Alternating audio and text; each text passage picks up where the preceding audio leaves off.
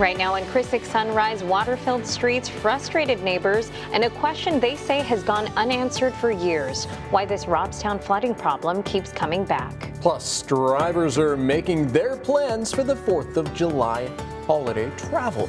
What AAA is predicting is going to happen in about 2 weeks. And a little later this hour, doing yard work can be a pain, literally. So before you put on your garden gloves, we have some tips to help you avoid aches and injuries.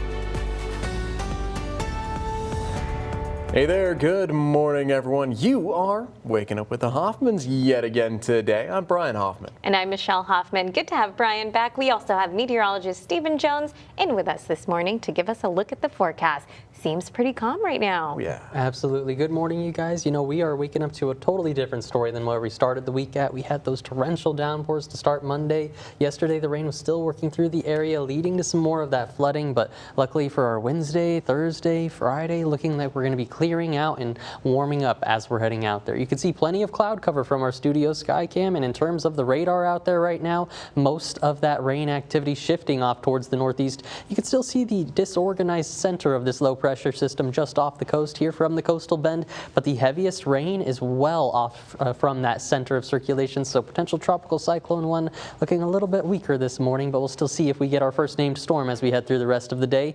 Temperatures this morning in the 70s across the board, 73 the cool spot down to the southwest in Hebronville, Beeville reading 74 degrees with the warm spot, Port Aransas, Rockport, and the Naval Air Station coming in at 78 this morning. Through the rest of our Wednesday, we're going to see more of that sunshine into the afternoon, bringing back the 90s for daytime highs. Forecasting about 92 here in Corpus Christi with winds out of the northwest closer to that 5 to 10 mile an hour mark. Even warmer as you work your way inland into those mid and upper 90s. All of us feeling like the triple digits it looks like as we head into the afternoon when you account for that humidity. But let's get you ready for your Wednesday morning as you're getting ready to hit the roadways. So far on the traffic flow map, it's been pretty good out there. Haven't been tracking any major slowdowns on the Harbor Bridge if you're heading that way to or from Portland. For our major roadways here in Corpus Christi, looking pretty good also, but first Calallen and Robstown. 37 and 44 both looking good and green this morning if you're going to be making those commutes. Now for our major thoroughfares here in Corpus Christi, Ocean Drive, SPID, and Saratoga. Not seeing any trouble spots as we're waking up for our Wednesday morning, exactly what we want to see, which means one more detour inland. Good morning to neighbors up there in Beeville. So far, so good. My favorite color across the entire map. Plenty of greens to start off our Wednesday. Of course, we've got those temperatures on the rise. We'll take a look at our full 7-day forecast coming up. Sounds good, Stephen. Thank you so much. With all the rain we've seen, there have been a few reverse alerts sent out to those who signed up, of course. That's right. And folks, you can still sign up for those regional reverse alerts today, rather. The program sends time-sensitive notifications straight from local officials. You're going to get updates on severe weather and flooding. You can also get alerts for road closures and evacuations. You can choose to get messages sent to your phone or email. Just go to reversealert.org to register. It's Jada Jenkins in Robstown, and I spoke with neighbors who live on this flooded street who say their street gets flooded every single time it rains. I'm here looking for answers. Call from a viewer about this flooded street on Louisa and Kansas in Robstown. Neighbors who didn't want to talk on camera told me it's been an issue for decades. And with the canal just 2 blocks away, they're worried it could break or overflow when more rain moves through. How do you feel knowing that we're supposed to get more rain tonight? Worried and concerned. Residents tell me they've been contacting the city for help for decades. So I called Steve Ray with Nueces County Drainage District number 2. It's been an issue. Can you kind of explain to me why it continues to be an issue year after year? I'm not for sure why it continues to be one. He tells me there are plans to fix these issues. But just a few minutes away. Where does the flooding usually happen? Oh, right there. Where's that right there? I saw this lawn almost completely underwater. The owner, Rudy Davilla, even told me to be careful driving out his exit because I could get stuck. Sink. I'll sink? Yeah. Oh my goodness. And says he hasn't seen flooding like this in years. Neighbors throughout Robstown, and specifically on the street, tell me they're really nervous about the upcoming rain coming. And with it being hurricane season, they don't know what their streets are going to look like. I'll make sure I continue to keep you updated. In Robstown, I'm Jada Jenkins with Chris 6 News. Thank you, Jade. Appreciate that. Well, AAA projects 72.2 million people will travel at least 50 miles for Independence Day, topping last year's record. The 9-day busy travel forecast will begin June 27th and run through July 5th. AAA predicts more than 61 million people will drive to their destinations over the 4th of July week. Nearly 6 million travelers are expected to fly. Nearly 5 million will be on buses or trains, and those lucky few will be taking cruises. What we saw over Memorial Day is people were complaining about it. They weren't happy, but they were still pumping and they were still going to the gas station, filling up, and then hitting the road. For those renting cars, AAA says that Hertz is expected to have its busiest pickup day July 2nd. The Federal Reserve is expected to keep interest rates the same this month. But coming up, I'll explain why economists will still be intently watching Wednesday's press conference. And it's all about who's delivering the message. You're watching Chris 6, part of the Scripps News Group. I'm Stephanie Molina in San Patricio County, specifically St. Paul, where flooding in low-lying areas is common. After the recent rain, I followed up with a neighbor I spoke to last month on her drainage concerns and checked in with other neighbors on how their community was affected. We're still flooding, of course, but it's not as bad. That's the reaction of Chrissy Godinez to the recent rain. I spoke with her last month after another storm flooded her property. Since then, there's been progress in flood control changes, such as digging a pond and a berm where the ditches are. She adds the county is also doing their part. They actually have work orders in play. They have culverts already delivered, and they were supposed to start this week, but of course it started raining. Other residents have dealt with this issue for years. Godinez took me to meet neighbor Jesse Soto to understand what he has been dealing with. It gets difficult for us, especially for me being disabled, to get out there and the water being so high and then ants all over the place. Earlier in the day when I was trying to do a Facebook Live. Let me walk over here and show you the sand. I mean, the dirt, it's like very, oh, maybe I shouldn't go too much in there just because. I ended up falling in, so don't make the same mistake as I did when it comes to flooding waters. Although Godinez's flooding issue is being worked on, other neighbors also want help. If I needed an emergency exit to be able to get out, would be impossible.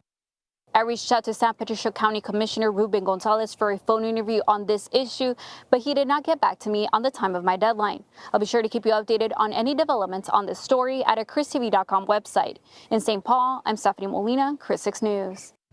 We're still seeing flooding in a lot of those areas, too. Hopefully we get some type of reprieve from them. Yeah, exactly. Well, we got an expert here, meteorologist Stephen Jones. What can we expect? Well, good morning, you guys. You know, absolutely, we're going to see a reprieve from some of those conditions going through the rest of the week. Going to expect that sunshine coming back out, drying everything up, and then temperatures ramping up. That's the only unfortunate side of it. We're going to start getting a little bit warmer, feeling much more like summer as we're heading into the official start of it going into Sunday.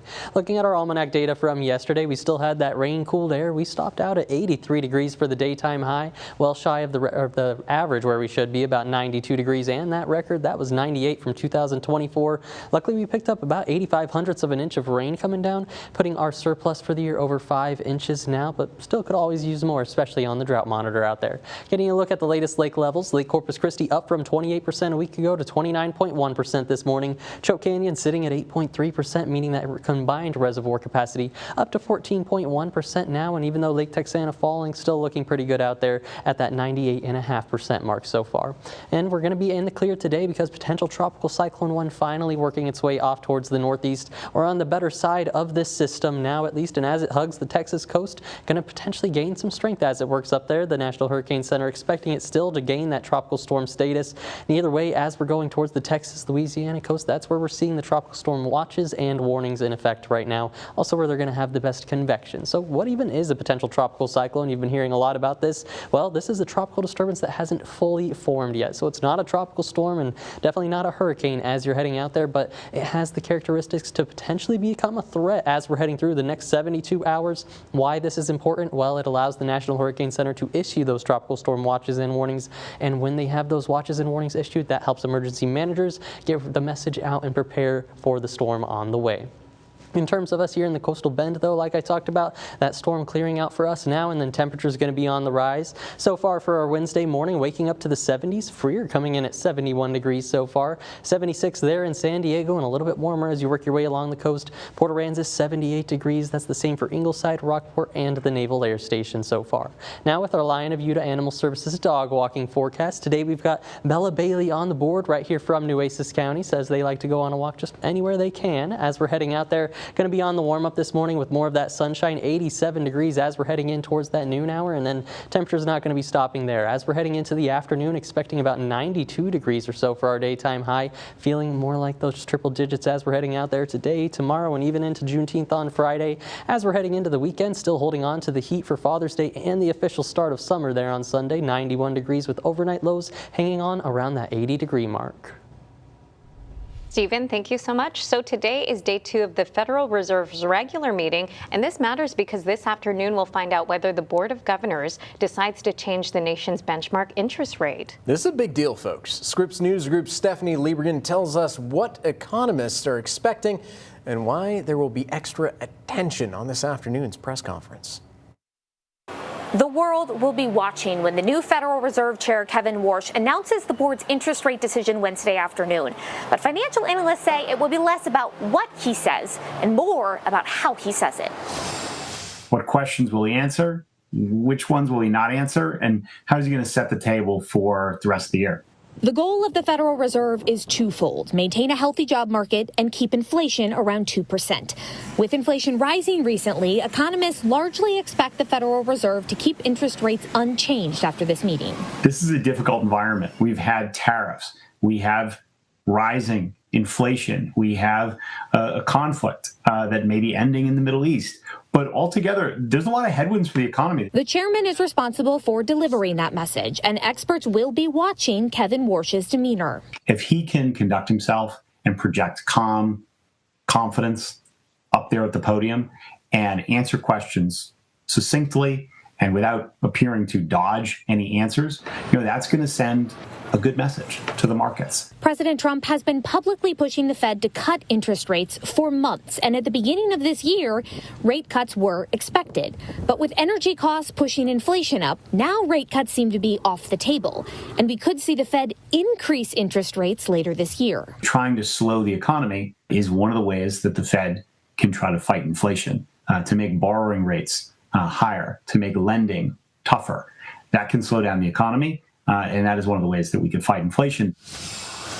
Oil prices are starting to fall on word of a potential peace deal between the U.S. and Iran, but that is unlikely to impact the Fed's decision this week. The Fed relies on hard data and numbers, and any trackable impact of a potential peace deal is likely months away. Stephanie Liebergen, Scripps News Group, Washington. Hey everyone, I'm Larissa Liska at Whataburger Field. Empty seats plus rain and tarp on the field. I'll tell you what it means for the Hooks fans who bought tickets to Tuesday's series opener against the San Antonio Missions in sports. This is your 6 Sports Report. Hey everyone, I'm Larissa Liska in Corpus Christi. It's not very often at Whataburger Field you see the tarp laid down on the field. But that's because the Hooks were prepared. A lot of rain over the past few days has landed in the coastal bend, and that means that the series opener against the San Antonio Missions has been postponed to Wednesday. We will now see a doubleheader as long as the rain holds off. The main concern is everyone's safety for the fans and for the players. Very grateful for the rain, but just not the best day for baseball. Want to make sure that the infield dirt is firm and good to go. And I think the best way to do that is to play 2 tomorrow, play 2 on Wednesday. If you bought a ticket for Tuesday's postponed game, you're not out of luck. It now becomes a rain check, which means that it's good for any future Hooks home game this year. First pitch on Wednesday is set for 4:30 p.m. Gates open at 4. Game 2 is set for 30 minutes after Game 1. There is a lot going on this week at Whataburger Field for the Hooks' last homestand in June, but the players are really excited about Father's Day weekend. Happy Father's Day. Go Hooks. Happy Father's Day, Dad, and love you. You're the best. Thanks for always being there for me. Will Bush learned to play catcher from his father, Adam, who competed in college baseball at UT Arlington.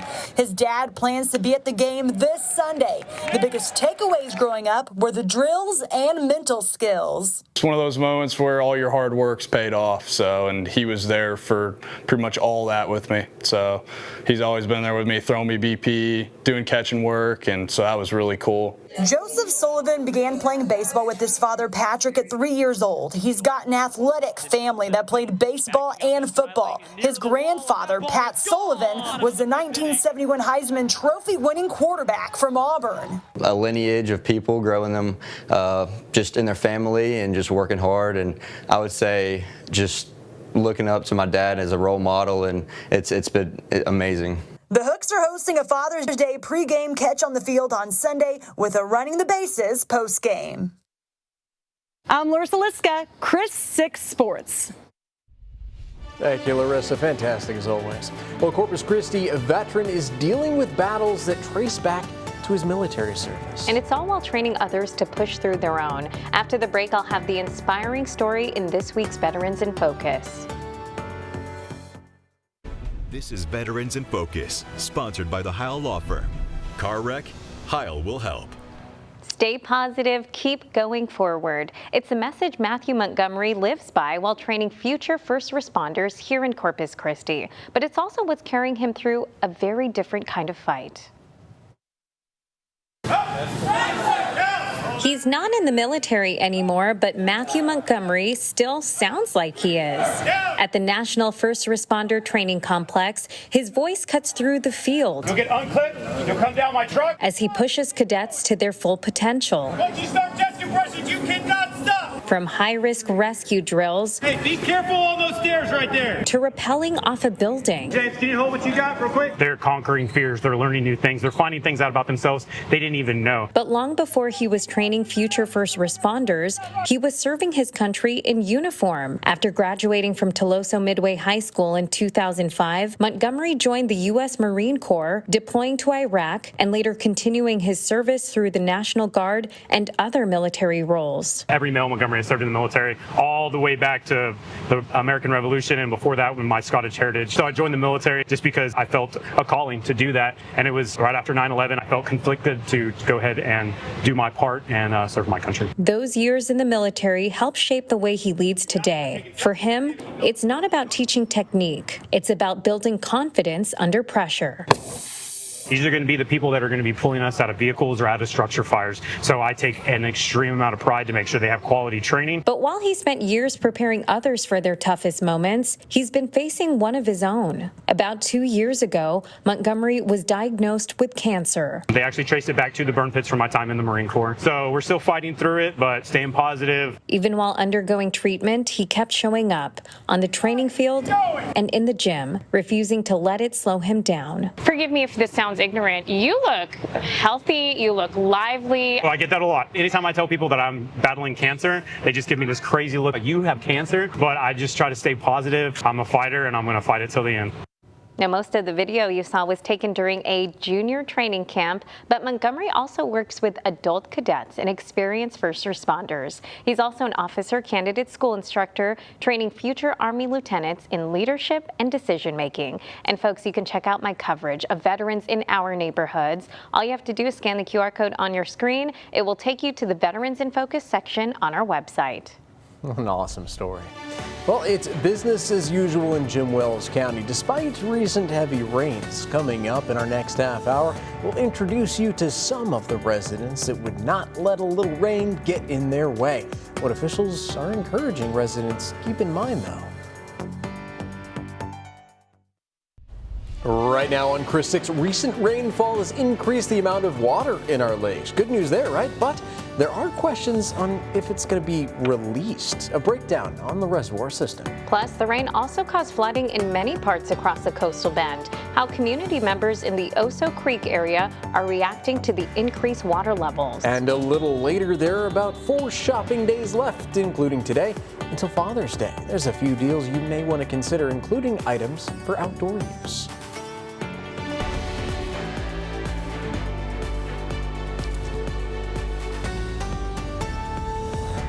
Good morning, everyone. Thank you so much for waking up with the Hoffmans once again. I'm Michelle Hoffman. And I'm Brian Hoffman. Man, it is good to be back, everyone. And of course, we got to check in on the weather because, Stephen, you mentioned a little earlier, I may have brought some good weather back with me, right? Oh, absolutely. Brian brought back the good weather and good energy, of course, heading into Wednesday, Thursday, and Friday. But the only thing I'll say, people might think it's getting just a little too warm as we're heading out there. But the good news is, I mean, at least it's feeling the right time of year. We're heading towards the official start of summer as we're heading into Father's Day on Sunday. Looking at our radar view for our Wednesday, though, because we're still a few days out, you can see potential tropical cyclone 1 there working overhead, but finally working its way over the Texas coast, going to work its way off towards the northeast, and impacts here across the coastal bend getting less and less as we go by every minute out there. In terms of the temperatures this morning, in the 70s, but still not too jacket worthy for most of us. 74 in Beeville right now, 78 your temperature in Port Aransas as the warm spot, and that's going to be tied with Rockport and the Naval Air Station so far. As we're going through the rest of our Wednesday, I'm anticipating more of that sunshine to return to our skies, especially as we're heading into the afternoon. That's going to help our temperatures ride right on up into those lower 90s out there with winds out of the west in the wake of potential tropical cyclone 1. In terms of our daytime highs, they get a little bit warmer as you work your way inland to the mid and upper 90s, but when you're accounting for the humidity, since dew points are still in the 70s, all of us across the board are going to be feeling like those triple digits heading out there this afternoon, so maybe a good one to bring the extra water bottle along.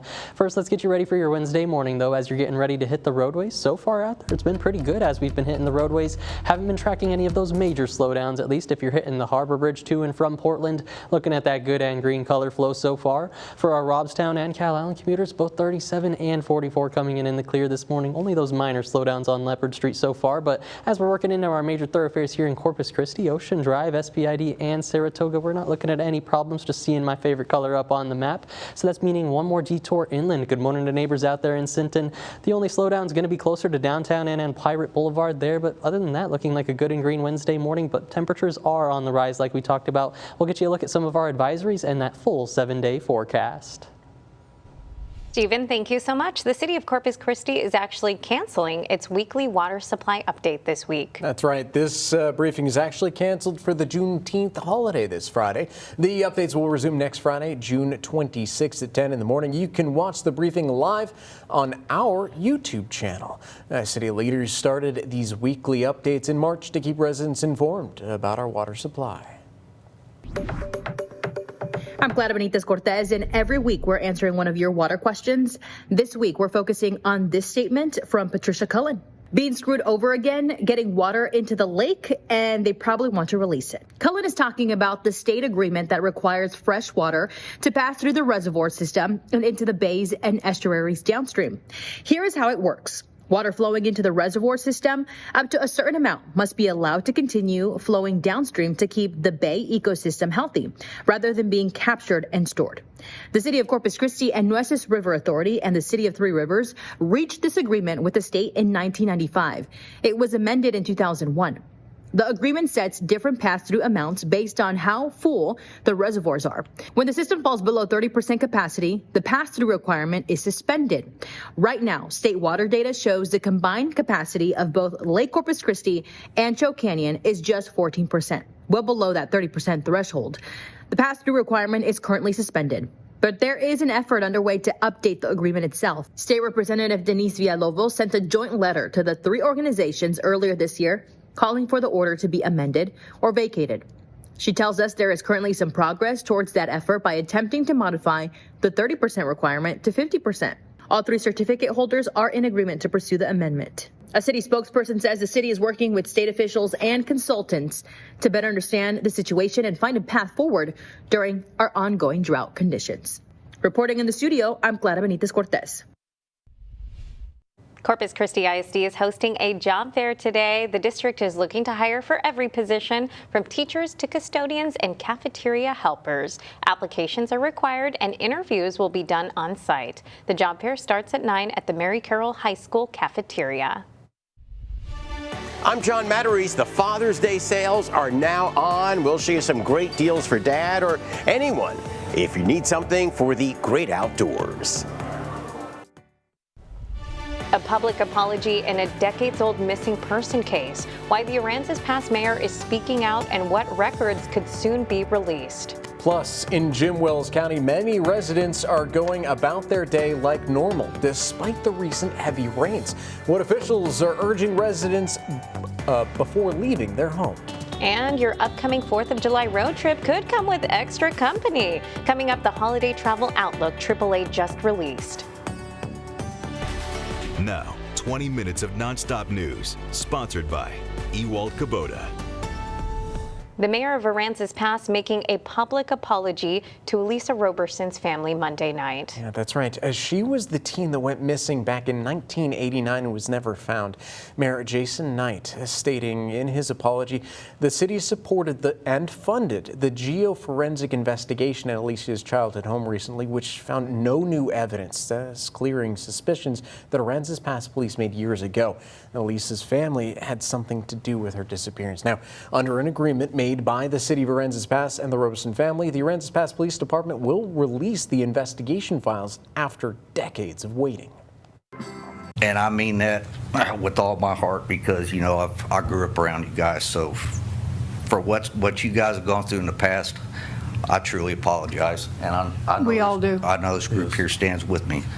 So, and I know me, Ruby, I'll be giving you a call in the morning, and I just hope this helps you and your family.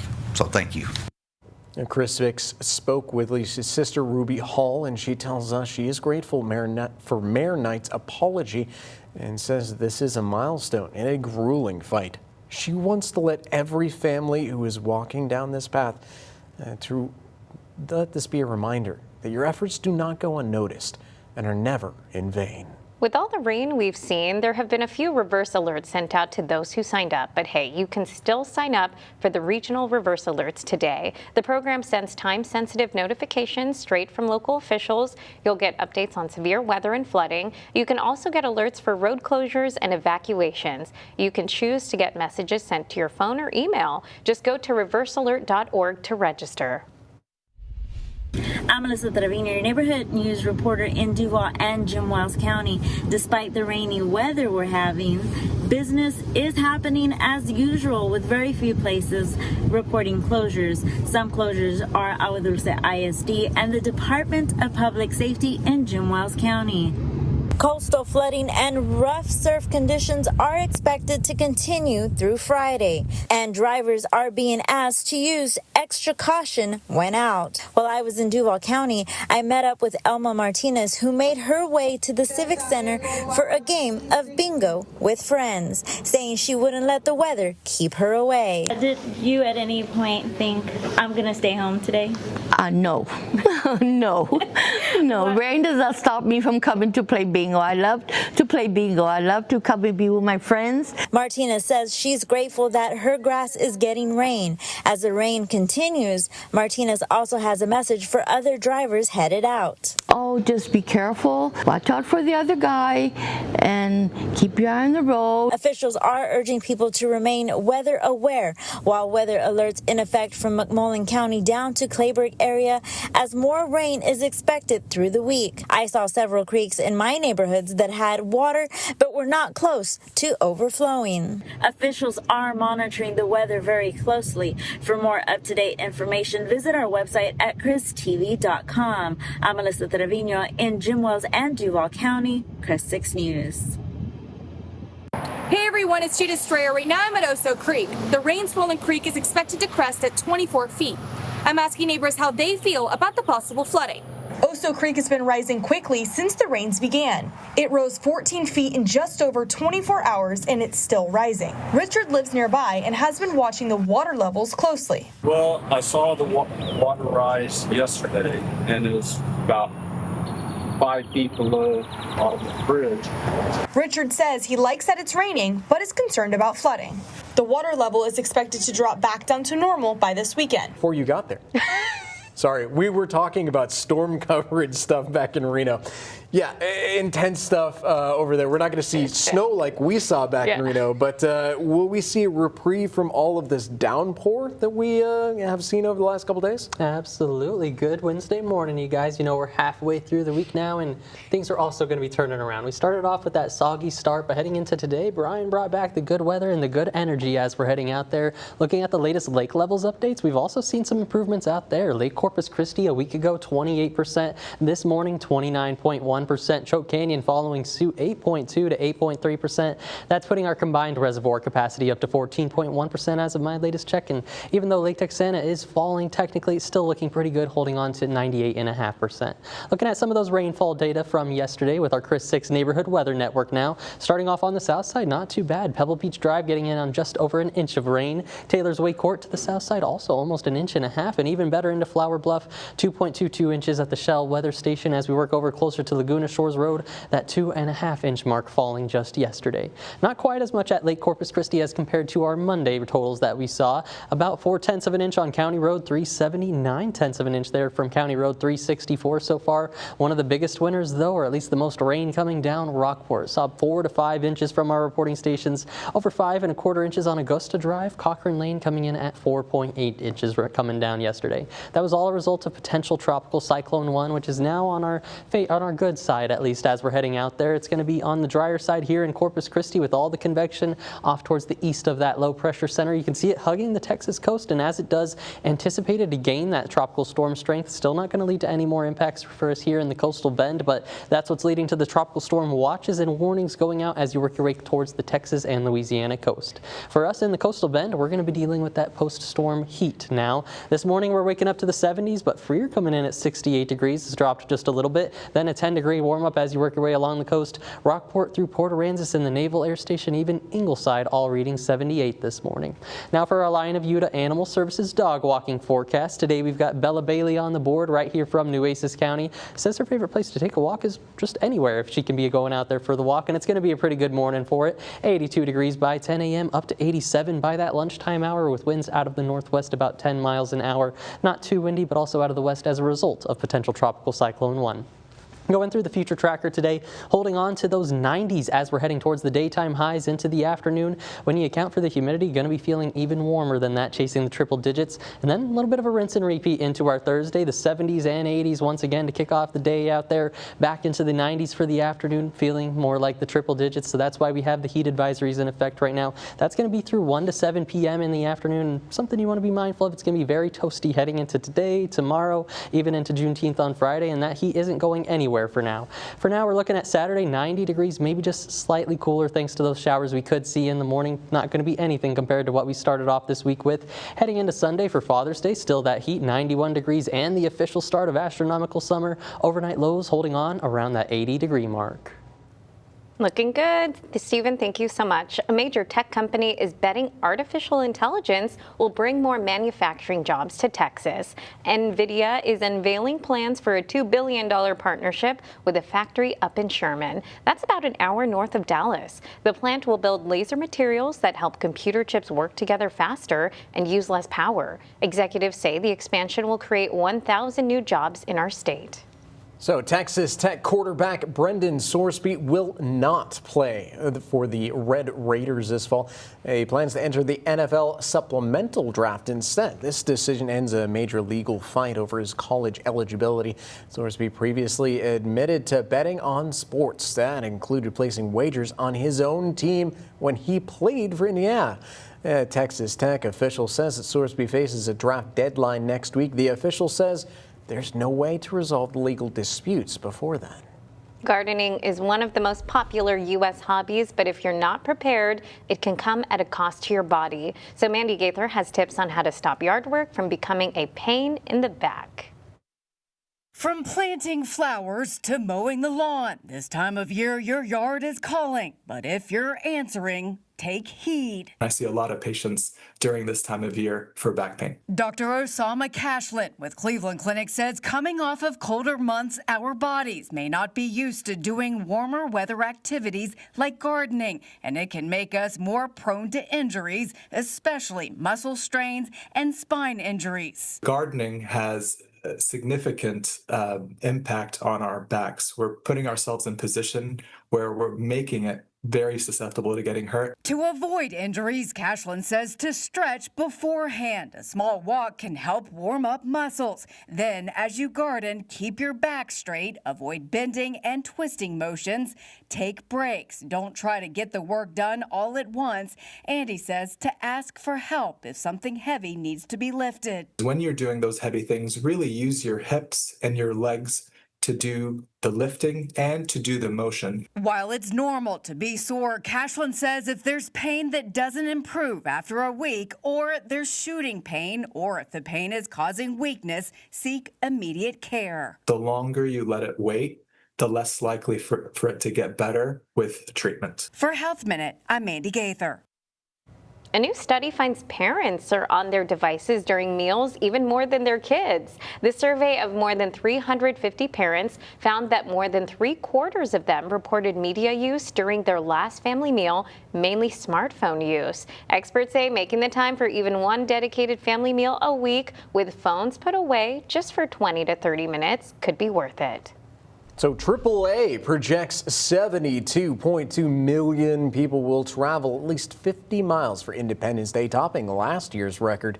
Now, the 9-day busy holiday travel forecast will begin June 27th, run through July 5th. AAA predicts more than 61 million people will drive to their destinations over the July 4th week. Nearly 6 million travelers are expected to fly. Nearly 5 million will be on buses, trains, or taking cruises. What we saw over Memorial Day is people were complaining about it. They weren't happy, but they were still pumping and they were still going to the gas station, filling up, and then hitting the road.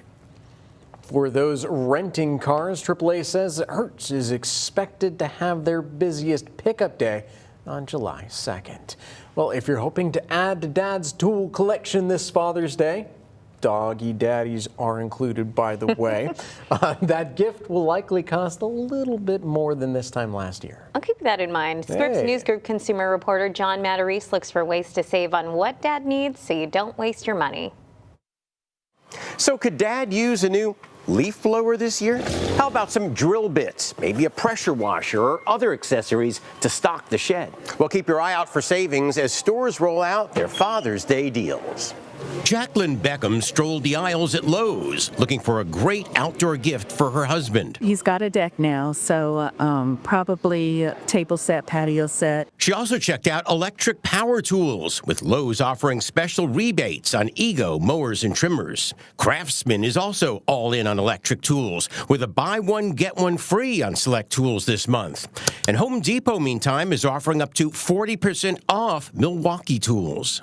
If you're thinking lawn care for Dad, Tyler Graham with The Lawn Review says the hottest gift right now is robotic mowers. Some of them even have string trimmer like attachment capabilities on it, so it's getting pretty close to hands off for your lawn. He recommends leaf blowers as a practical gift that you can find around the $100 mark. For the dad who has it all, Graham says you can't go wrong with an extra battery for battery-powered tools. Gas wins on runtime, but if you've got enough batteries, then you can just swap out the battery. Finally, if Dad needs a new grill, Lowe's, Home Depot, and Ace Hardware are all running grill sales, including hot new models with a grill-griddle combo. They're $50 off, and griddling is becoming a craze across the United States right now. Ace Hardware's Tim Cable says a griddle helps Dad fry up bacon, pancakes, and smash burgers. A gift Dad will love. I am a happy father. That everyone gets to enjoy. That way you don't waste your money. John Matarese, Scripps News Group. So it appears that someone can out-pizza the Hut, as Pizza Hut is being sold for $2.7 billion.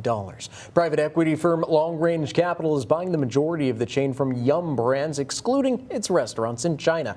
Those locations are being acquired by Yum China Holdings in a separate deal.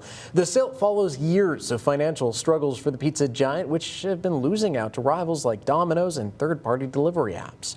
And Meta is launching a new AI tool on Facebook. The upgrade will allow people to use Facebook as a search engine and to generate content. Now, one is called AI mode. When a user puts in a search query, it'll give answers that are drawn from public content in groups and Reels as opposed to a generic list of search results. Another new tool involves AI-assisted photo and video features. Now, 6 things to know before you go. Recent rain caused reverse alerts to be sent out, and you can sign up and get the messages on your phone or email. All you have to do is go to reversealert.org to register. And with a canal nearby, flooding has been an issue for decades in the Robstown area, but recent rains, well, it's causing concerns about it breaking or overflowing. Nueces County Drainage District says there are plans to fix the issues. In San Patricio, flooding is common in low-lying areas. While residents say the rain was not bad this time, there are concerns flooding can get worse. San Patricio County Commissioner Ruben Gonzalez was contacted about the issue, but we didn't hear back. The Corpus Christi Hooks expected to face off this evening against the San Antonio Missions. First pitch for the doubleheader set for 4:30. Gates will open at 4. Game 2 begins 30 minutes after Game 1. CCISD will host a job fair at 9 over at the Mary Carroll High School. Interviews will be done on site, so applications are required. Roblox is rolling out new age-based restrictions. This includes a new Roblox Kids experience, which is available for children age 5 to 8. The platform is also using facial age estimation technology to verify users' age. Well, it is time for one last check-in on the weather, seeing if we need those umbrellas or maybe some sunscreen today. I actually busted out the sandals. So meteorologist Stephen Jones, was that even a good idea? Ooh, absolutely. Good Wednesday morning, you guys. You know, going into today, we're clearing out. Potential tropical cyclone 1 is making its way along the Texas coast, and we're going to be in store for plenty of sunshine heading into our Wednesday afternoon. We're still dealing with some of that cloud cover so far for our Wednesday morning, but at least not with the roadways wet out there. Looking from our SPID Skycam, 77 degrees here in town with traffic flowing nice and smooth so far. If you're hitting the Harbor Bridge to and from Portland, looking at that good and green flow so far all morning. For our Robstown and Calallen commuters, both 37 and 44 looking good and green. Just some minor slowdowns there on Leopard, but as we work into our major thoroughfares here in Corpus Christi, more of the same. That good and green flow across the entire city so far. Ocean Drive looking good right now. As we're heading into the day, though, we're going to be on the warm-up, so let's get you that forecast as we're heading into the rest of the week and the weekend. We're going to be on the warm-up so far right now. We're in the 70s across the board this morning. 78 as the warm spot over in Port Aransas, Rockport, and into the Naval Air Station. Even Ingleside reporting that temperature so far. Through the rest of our Wednesday, we're going to be on the warm-up, chasing those 90s for daytime highs, but feeling like the triple digits thanks to the humidity out there. That's not going to go away today, tomorrow, or even into Juneteenth on Friday, and even the weekend looking fairly warm. 91 by Father's Day and the official start of summer with overnight lows around that 80-degree mark. Stephen, thank you. The Starbucks Barista Cup is back, and this time with a new soccer theme for the FIFA World Cup. The original Barista Cup caused a fan frenzy last fall. Similar to that version, this 20-ounce glass cup is shaped like a bear and comes with a striped straw. But this one also has a hat that looks like a soccer ball, along with a green Starbucks scarf. In the U.S., the cup only available online to certain rewards members. It's already being listed on resale sites, get this, for up to $150. I would never. I loved seeing the TikTok hacks when the first Barista Cup came out, where people were taking like the honey jar with the bear and like putting a straw in it and calling it a day. might as well. For $150, that sounds pretty good too. Yeah, exactly. Well, hey, thank you so much, folks, for joining us. From the entire Sunrise crew, have a good morning, and you are amazing.